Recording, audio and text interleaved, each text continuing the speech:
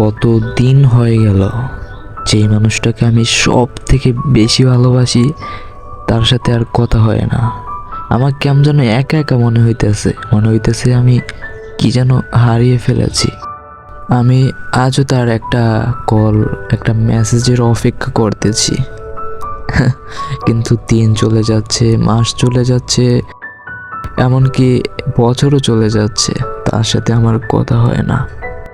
আমার মনে হয় আমি অনেক বড় পাপ করে ফেলেছি, কারণ যে ভালোবাসাটা আমার পরিবারকে দেওয়ার কথা ছিল সেটা আমি একটা ভুল মানুষকে দিয়েছি।